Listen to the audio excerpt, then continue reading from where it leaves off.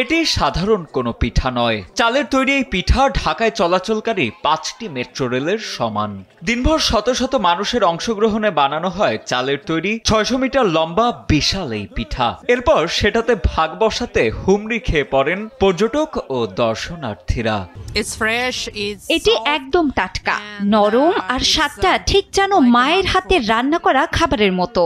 সম্প্রতি দক্ষিণ কোরিয়ার ইচিয়ন শহরে অনুষ্ঠিত রাইস ফেস্টিভ্যালে বিশাল এই পিঠাকে ঘিরে আনন্দ উৎসবে মেতে থাকতে দেখা যায় কোরিয়ানদের। অবিশ্বাস্য মনে হলেও 22 অক্টোবর থেকে 26 অক্টোবর পর্যন্ত চলা এবারের ফেস্টিভ্যালে মূল আকর্ষণ ছিল চালের তৈরি পিঠাটি। ইচিয়ন রাইস ফেস্টিভ্যালে এসে দেখলাম প্রচুর মানুষ, আর এখানকার কর্মীরাও অমায়িক। আমি সস্তায় চালের বিভিন্ন ধরনের খাবার খেলাম, এখন আমার মনটা খুব ভালো। বার্তা সংস্থা ভায়োরিতে প্রকাশিত ফুটেজে দেখা যায় উৎসবে অংশগ্রহণকারীরা কখনো সারিবদ্ধভাবে দাঁড়িয়ে পিঠার গোলা তৈরি করছেন, কখনো ভাপ দিচ্ছেন, আবার কখনো বা পিঠাগুলো কাটাকুটিতে ব্যস্ত সময় পার করছেন।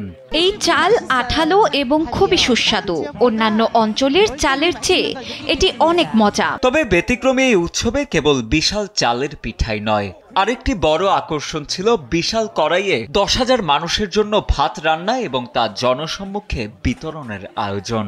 রান্না করা সেই ভাত মায়ের হাতের রান্নার সঙ্গেও তুলনা করেন অনেক দর্শনার্থী।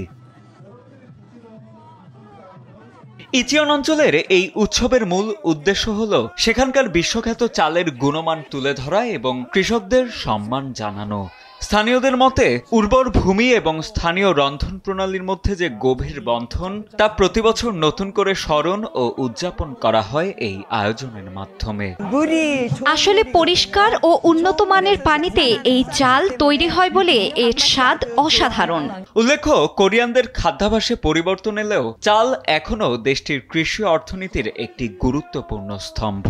যদিও সাম্প্রতিক বছরগুলোতে দক্ষিণ কোরিয়ায় চালের ভোগের পরিমাণ রেকর্ড হারে কমে গেছে, তবুও দেশটির সরকার কৃষকদের সুরক্ষা দিতে উৎপাদন ও মজুদে ভর্তুকি দিয়ে যাচ্ছে।